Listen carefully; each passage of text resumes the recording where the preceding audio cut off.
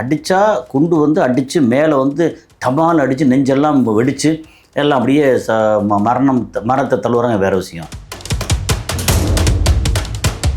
Russia வந்து ஆஹோ ஓஹோ பயங்கரம்னாங்க. இப்போ நிறைய அடி வாங்கிட்டு இருக்காங்க. நல்ல வேளை இப்போ திரும்ப வந்து இவங்க கீவ் இதில் வந்து அடித்து பிச்சிருக்காங்க. இப்போ 11 மணி நேரம் தொடர்ந்து சண்டை. மக்களை வந்து சாகடிக்கிறதில்ல, குழந்தைகளை சாகடிக்கிறதில்ல, ஹாஸ்பிட்டலில் கொண்டு போடுறது, பள்ளிக்கூடத்துலேருந்து, மாஸ்கிலேருந்து, சர்ச்சிலேருந்து, அப்படி எல்லா இடத்துலையும் போடுறதுல அவங்க வந்து சளைச்ச ஆட்கள் இல்லை. நிறைய வந்து ஃபியூல் ஃபுல்லாக இருந்துச்சு, அது வந்து எரிஞ்சிச்சு. எரியட்டும், ஆனால் பொடி பொடியாக போகிற அளவுக்கு அது என்ன பண்ணேன்னா, அங்கங்கே முக்கியமான இடங்கள் பூரா வந்து கீழே சின்ன சின்ன பாம்பு வச்சுருந்தாங்க.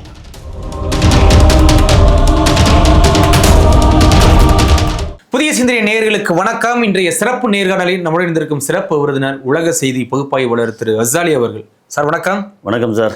எப்படி சார் இருக்கீங்க? நல்லா இருக்கேன். ஒரு பக்கம் பார்த்தீங்கன்னா உச்சபட்ச தலைவர் கமேனியோட இன்னைக்கு இறுதிச் சடங்கு, இன்னொரு பக்கம் உச்சபட்சமாக இன்னைக்கு சண்டை போயிட்டு இருக்கு ஈரானுக்கு அமெரிக்காவுக்கும். எப்படி சார் எடுத்துக்கிறது? ஆமாம், இன்னொன்று உச்சபட்ச தலைவரோட இறுதி சடங்கு நடந்துகிட்டு இருக்கு. நடக்குது பேசியிருக்கு சமயத்தில். ஆமாம். இன்னொன்று சண்டே வந்து உச்சபட்சமாக இன்னும் நடக்கலை. உச்சபட்சம்னு உயிரிழப்பு அதிகமாக இருந்திருக்குல்ல சார்? கிட்டத்தட்ட 14 பேர் இது வரைக்கும் இறந்துருக்காங்க. உயிரிழப்பு அதிகரிக்காம இருக்கிறாங்க. 14,000 பேருன்னு சொன்னால் அது பெரிய உயிரிழப்பு. ஏன்னா அமெரிக்கா, இஸ்ரேல் அவங்கள பொறுத்த மட்டும் 14 பேருங்கிறது ஒன்றுமே இல்லை. இதுக்கு முன்னாடி பிப்ரவரி 28 அடித்தாங்கல்ல. ஆமாம். அப்போ எவ்வளோ உயிரிழப்பு நினைக்கிறீங்க? 168 ஸ்கூல் பிள்ளைங்க. ஆமாம். 12 டீச்சர்ஸு, 48 பெருந்தலைவர்கள் ப்ளஸ் எக்ஸ்ட்ரா. அப்படி பார்த்தீங்கன்னா அந்த டைமில் மட்டுமே ஒரு வாட்டி அடித்து 2வது வாட்டி அடிச்சு பார்த்தா 5,500 பேருக்கு மேலே அங்கே உயிரிழப்பு. அப்புறம் உயிரிழப்பு அவ்வளோ அப்படின்னா காயம்பட்டது இன்ட்டு 7 or 8 அப்படி டைம்ஸ் வச்சுக்கோங்க. அப்படின்னா 30,000 பேருக்கு மேலே வந்து காயப்பட்டிருப்பாங்க. இப்போ இங்கே வந்து என்ன சொல்லியிருக்கீங்க? 14 பேர். இப்போ நம்ம சொல்ல உயிரிழப்பு வந்து கொச்சப்படுத்தலை, குறைச்சி மதிப்பிடலை, அவங்களோட கணக்கில். ஆமாம், அவங்க சொல்கிற கணக்கு தான் பேசிட்டு கணக்கில் 14 பேர் வந்து உயிரிழப்பு, 78 பேர் காயம். அந்த 78 பேரில் வந்து இன்னும் எவ்வளோ பேர் உயிரோடு வரப்போகிறாங்கன்னு தெரியாது. ஆமாம். என்னென்னா அடித்தா குண்டு வந்து அடித்து மேலே வந்து டமால் அடித்து நெஞ்செல்லாம் வெடித்து எல்லாம் அப்படியே மரணத்தை தள்ளுவாங்க. வேறு விஷயம். உட்காந்துருக்க இடத்துல திடீர்னு பார்த்தா மூச்சு திணறல். என்னென்னா ஆக்சிஜன் இல்லை. குண்டு வெடித்தால் அதுலேருந்து என்ன வரும்? அதில் வர்ற புகையெல்லாம் வந்து ஆக்சிஜனை பூரா சாப்பிட்டுட்டு ஒரு கார்பன் டை ஆக்சைடு, நைட்ரஜன் எல்லாம் வந்து மற்ற கேஸ் வந்துச்சுன்னா ஒரு 2 நிமிஷம் 3 நிமிஷம் அவ்வளோதான், மூச்சு முட்டிடும்ல சார். அவ்வளோதான். இந்த நம்ம உயிரோட டைமே வந்து அதிகபட்சம் போனால் சிலருக்கு மட்டும் 4 நிமிஷம் வரைக்கும் வரலாம். ஆமாம், அந்த வயசு கம்மியாக இருந்தால், அந்த வயசு கம்மியாக சில மூச்சு தாங்கக்கூடிய சக்தி இருந்தால், அது இல்லைன்னா நம்மளுடைய வாழ்க்கையை வந்து கரெக்டாக வந்து அதிகபட்சம் ஒரு 4லேருந்து 5 நிமிஷம் வச்சுக்கலாம். இந்த 5 நிமிஷம் தான் நம்மளுடைய இதைத்தான் வந்து நம்ம வந்து இவ்வளோ பெரிய ஆள் நான் யார் தெரியுமா அப்படின்னு சொல்லிட்டு கிறுக்குத்தனமாகவும் கிரிமினல்தனமாகவும் வந்து ஒரு நெதன்யாகுவாக இருக்கட்டும், ட்ரம்ப்பாக இருக்கட்டும் அங்கே வந்து அடிச்சுக்கிட்டு இருக்காங்கன்னா, இதில் முதலேருந்து நீங்கள் பார்த்தீங்கன்னா யாரால பிரச்சனை வந்துச்சு? ஆமாம், இல்லை கேட்டால் 3 கப்பலை வந்து ஈரான் தான் அடிச்சிருச்சு. கண்டிப்பாக அடித்தாங்க. இல்லை, ஈரான் கண்டிப்பாக அடித்தாங்க. ஆனால் அந்த ஆக்ஷன் சீக்வன்ஸ் இருக்குல்ல, அது எங்கே ஆரம்பிக்குது? அதாவது தெருவில் வந்து திடீர்னு பார்த்தா ஒரு வீட்டுக்கு இன்னொரு வீட்டுக்கு பயங்கர சண்டை நடக்குது. அப்புறம் திருச்சண்டையாக மாறுது. திருச்சண்டைனா இந்த தெருவுலேருந்து இந்த ஒரு 50 பேர் வந்து கத்தி கப்படா வந்து அடித்தாங்க, இங்கே பாருங்கள் காயமாச்சு அப்படின்னு சொல்கிறாங்க. அப்போ இவங்க அடித்தாங்க, அதனால் இவங்க திருப்பி அடித்து தீ வச்சு விட்டாங்க, கலவரம் அப்படிங்கிறது ஓகே.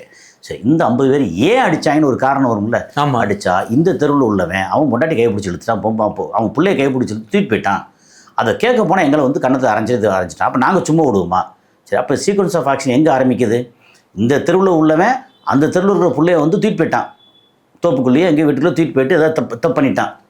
அப்போ பிரச்சனை அங்கே ஆரம்பிக்கணும். கண்டிப்பாக. இவன் 50 பேர் கத்தி கப்படாவர் வந்துட்டாங்க, அடிக்க வந்தாங்க அப்படின்னா அது எப்படி சரியாக இருக்கும்? இப்போ இது 2023 அக்டோபர் 7ஆம் தேதி இவங்க வந்து 1000 பேருக்கு மேலே கொண்டுட்டு 250 பேரை பிடிச்சி உள்ளே கொண்டு போயிட்டான்னு சொல்கிறாங்க. சரி, அவங்க அதுக்கு முன்னாடி என்ன பண்ணிட்டு இருந்தாங்கன்னு ஒன்று இருக்கல இஸ்ரேல். அதானே. அங்கேருந்து பார்த்தா ஆயிரக்கணக்கான பேரை உள்ளே பிடிச்சி போட்டு மறைமுகம் என்ன பண்ணியிருந்தாங்க, மனித உறுப்புகளை திருடி இப்போ வரைக்கும் திருடி வித்துட்ருக்காங்க இஸ்ரேல். அது பெரிய முன்னாடி எனக்கு நிறையா வந்தது, ஃபேக்ட் செக் பண்ணி பார்த்ததை சொல்லிட்டேன் நான் வெளியே. அதுக்கப்புறம் பார்த்தா டீட்டெயில் வருது, அப்படி வருது. யூரோப் நாடுகளுக்கு, அரபு நாடுகளுக்கு, அமெரிக்காவுக்கு, நிறைய பெரிய ஆட்களுக்கு தேவைப்படுற மனித உறுப்புகள் இருக்குல்ல, அது கிட்னி மட்டும் இல்லை, அவ்வளோ நிறைய மனித தேவைப்படுற ஸ்பேர் பார்ட்ஸ் எல்லாம் கழட்டிடுறது. எல்லா ஸ்பேர் பார்ட்ஸையும் வந்து கரெக்டாக கழட்டி முடிச்சுட்டு மூஞ்சி சிதைச்சு இந்த மாதிரி இங்கே வந்தான் இப்போ செத்து போனான்னு சொல்லிட்டு பாடி எல்லாம் ரேப் பண்ணி வெளியே வந்து தூக்கி போட்டு போயிடுறாங்க இந்தப்பா அப்படின்னு சொல்லிட்டு. அது யார் அப்படின்னா காசாவில் இருக்க ஆள் இல்லை, வெஸ்ட் பேங்கில் இருக்கிற ஆள், பலஸ்தீன் இருக்காங்க. ஆமாம். அங்கே பார்த்தா பிடிச்சிட்டு போகிறதெல்லாம் பார்த்தா இவன் வந்து ஆள் பார்த்தா துஷ்டன் அப்படின்னு சொல்லிட்டு அங்கே பிடிச்சிட்டு போகிறது. இங்கே 18 வயசு 20 வயசு 25 வயசு. ஓகே, வயசானவங்களை பிடிக்கிறது இல்லை, ஏன்னா அவங்க உடல் உறுப்பு வந்து தேவைப்படாது. கண்டிப்பாக தேவைப்படாது, பாதிப்பில் உள்ள இருக்கும். இல்லை அது வந்து இதெல்லாம் வேஸ்ட் பீஸு. நமக்கு வந்து ஃப்ரெஷ் பீஸ் வேணும். ஆமாம். அந்த ஃப்ரெஷ் பீஸை உள்ளே பிடிச்சி போகிறாங்க, கொஞ்ச நாள் வந்து வச்சுருக்காங்க, வச்சுட்டு அப்படியே சோழி முடித்து எல்லாத்தையும் ஃப்ரெஷ்ஷாக உறுப்பில் எடுத்து அங்கே ஃப்ளைட்டில் எங்கே அனுப்பிச்சி விட்றாங்க அப்படின்னு பெரிய அளவுக்கு வந்து நடந்துக்கிட்டு இருக்கு. இப்போது இஸ்ரேல் வந்து அப்படி வேலையை பார்த்துட்ருக்காங்க. ஆமாம். அப்போது அவங்களோட நினப்பு என்னவாக இருக்கும்? எங்கேயோ இருக்கிற வட அமெரிக்கா கண்டத்தில் இருக்கக்கூடிய USA அப்படிங்கிற நாடு வந்து உனக்கு இங்கே வந்து பிடுங்குற வேலையா? அதானே. உனக்கு இதுக்கு என்ன சம்பந்தம்? நீ வந்து சவுதி அரேபியா இது போட்டிருக்கேன், அக்ரிமெண்ட் போட்டிருக்கேன், UAE அக்ரிமெண்ட் போட்டிருக்கேன் அப்படின்னா அக்ரிமெண்ட் போட்டுட்டு அவனை போய் அடிக்கிற. அந்த உச்சபட்ச தலைவர் ஏன் கொள்கிற? நீ வந்து அணு ஆயுதம் வைக்கக்கூடாது அப்படின்றதுல உன்னால் வந்து இவனோட இது பிடுங்க முடிஞ்சா? இஸ்ரேல் வச்சுருக்காங்கல்ல 1960-62களில் அமெரிக்காவில் அப்போ தான் வந்து என்னென்னா 45 அணுகுண்டு போட்டாங்க ஹிரோஷிமா நாகசாகியில். அதுக்கப்புறம் USSRம் வந்து பயங்கரமாக டெவலப் பண்ணாங்க. அவங்க டெவலப் பண்ண அணு ஆயுதத்தில் ஒரு மிகப்பெரிய அணு ஆயுதத்துக்கு பேர் வந்து சார் பாம்பா அப்படின்னு கேள்விப்பட்டிருப்பீங்க. TSAR, சார் பாம்பா. அது வந்து இந்த ஹிரோஷிமாவில் போட்டாங்கல்ல, அதுலேருந்து வந்து 200 மடங்கு 300 மடங்கு பெரிய விளைவு. அவ்வளோ பெருசு, அதுவே தாங்க முடியாத விளைவு. அப்போ அந்த மாதிரி அங்கே பண்ணும்போது இங்கே வந்து நிறைய டெவலப் பண்ணிட்டு இருந்தாங்க. அதில் கொஞ்சம் என்ரிச்டு யுரேனியம் வந்து களவு போயிடுச்சு. எங்கே? அமெரிக்காவில். யாரா அப்படின்னு சொல்லி தோண்டி முடிச்சு பார்த்தா இஸ்ரேலுக்கு வந்து இருக்குது. அது இப்போ அது ஒரு பெரிய ஆர்டிக்கலாக வந்துக்கிட்டு இருக்கேன். இஸ்ரேல் வந்து அமெரிக்காவில் யுரேனியத்தை திருடிய இஸ்ரேல் அங்கே ஆரம்பித்து தான் இப்போ வந்து டிமோனா அண்டு இது இருக்கு இல்லையா, அராது அப்படின்ற ஏரியாவில் வச்சு நிறையா செஞ்சு வச்சுருக்காங்க. அவங்க இஸ்ரேல் பண்ணி வச்சுருக்க அணு ஆயுதம் எப்படி தெரியுமில்ல, 50 கிலோ வார்கட்டு, 10 கிலோ வார்கட்டு, 20 கிலோ வார்கட்டு போக 2 கிலோ வார்கட்டு, 5 கிலோ வார்கட்டுன்னு சொல்லி சின்ன ஒரு குட்டி அந்த அணு ஆயுதத்தில் வந்து குஞ்சு பொறிச்சா சின்ன குஞ்சாக இருக்கும் இல்லையா? ஆமாம், பொட்டுவடி மாதிரி. நம்மளுக்கு தெரியும்னா பொட்டு வெடி அந்த மாதிரி வந்து அணு ஆயுதத்தை சின்ன வேற வச்சுருக்காங்களாம். போட்டால் வந்து பெருசாக போட்டு பயங்கரமாக வெடிச்சு அப்படி பயங்கரமாக போன தானே. கண்டிப்பாக. ஆமாம்.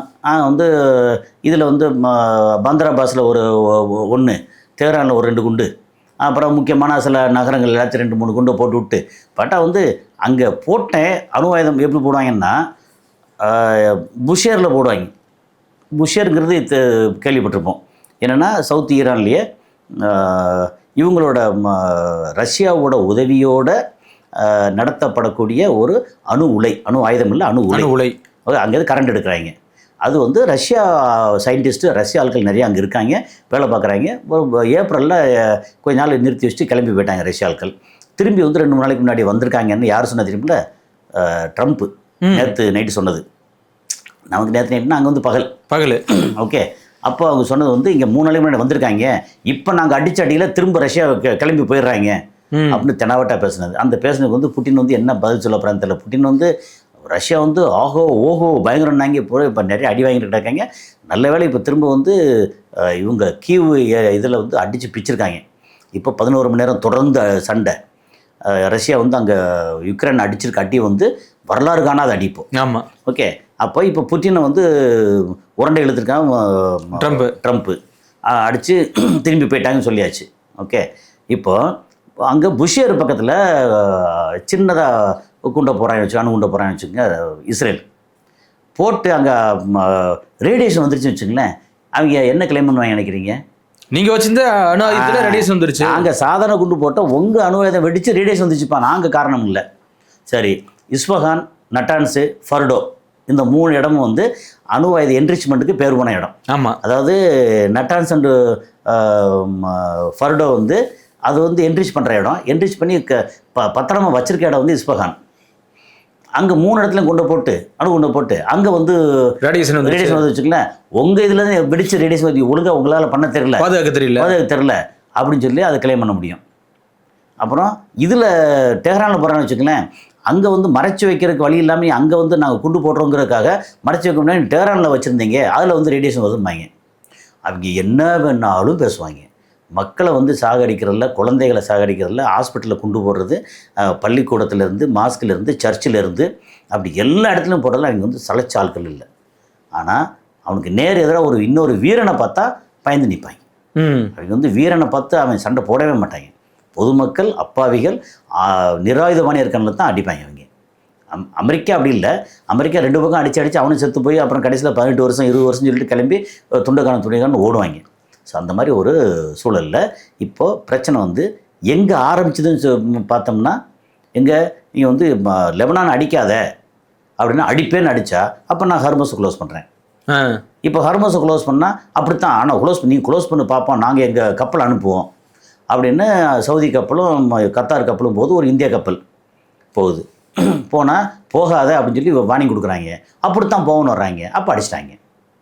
அப்போ பிரச்சனை எங்கே நிற்கிது? இப்போ நீ வந்து நாங்கள் க்ளோஸ் பண்ணியிருக்கேன், இப்போ போகாத, பேச்சுவார்த்தை இருக்குது, எங்களுக்கு வந்து இந்த பேச்சுவார்த்தை இந்த இதெல்லாம் உடன்பாடு நான் இது வரைக்கும் அனுப்பிச்சி விட்டோம்ல, இப்போ ஏன் போகிற? அதானே, போகாத. ஆனால் நான் அமெரிக்கா வந்து நீ கிளம்பு போ அப்படின்னா வேறு வழி இல்லை, கத்தாருக்கும் சவுதிக்கும் அனுப்பிச்சி ஆகணும்னு அனுப்புகிறாங்க. அந்த வெசல் போச்சு அப்படின்னா பரவாயில்ல அப்படின்ற அளவுக்கு அமெரிக்காவை சொல்ல கேட்கணுங்கிறதுக்காக போகிறாங்க, அடிச்சிட்டாங்க. அடித்த உடனே அது எப்படி இங்கே அடிக்க போச்சு அப்படின்னு எங்கேயோ இருக்கிற அமெரிக்காவுக்கு எங்கே வலிக்குது? அதானே, நீ வந்து நீயே முரண்டை எழுக்கிற. இப்போ ஒரு ஆஸ்திரேலியாவுக்கு வலிக்கலை, ஒரு UK ஃப்ரான்ஸுக்கு வலிக்கலை, ஓகே, ஒரு கனடாவுக்கு வலிக்கலை, ஒரு மலேசியாவுக்கோ இந்தோனேஷியாவுக்கோ இந்த பக்கம் ஆப்பிரிக்கன் கண்ட்ரி சவுத் ஆஃப்ரிக்காவுக்கோ அவங்களுக்கு வலிக்கலை.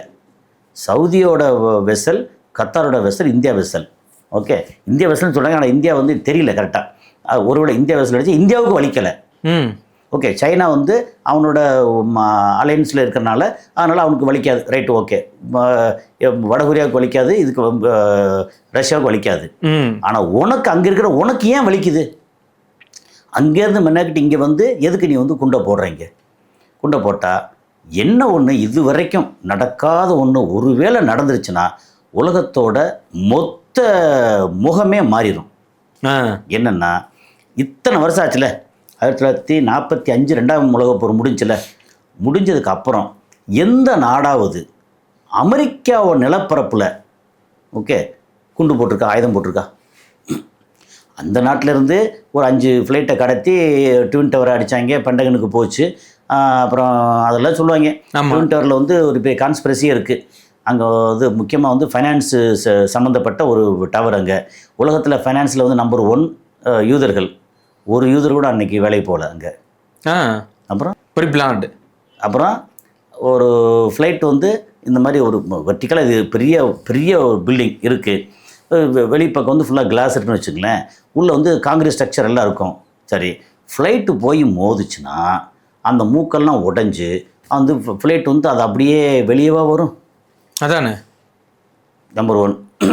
அது குஜராத்தில் வந்து மேலே போய் ஏறி மோதிச்சு, மூக்கு உடஞ்சி ஒரு மாதிரி ஆச்சுல்ல. ஆமாம்.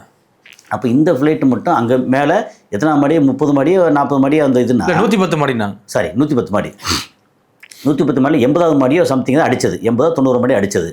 ஓகே, அங்கே அடித்தா கீழே வரைக்கும் பேஸ்மெண்ட் வரைக்கும் எப்படி வந்து உடையும்? அதானே. இல்லை, இப்படி கேள்வி நிறைய. இது வந்து நான் சொல்கிறது இல்லை, ஒரு வைப்ரேஷனாக இருக்கும் இல்லை சார்? ஒன்றும் என்ன வைப்ரேஷன் ஆனாலும் பொடி பொடியாக எப்படி உடையும்? அதானே.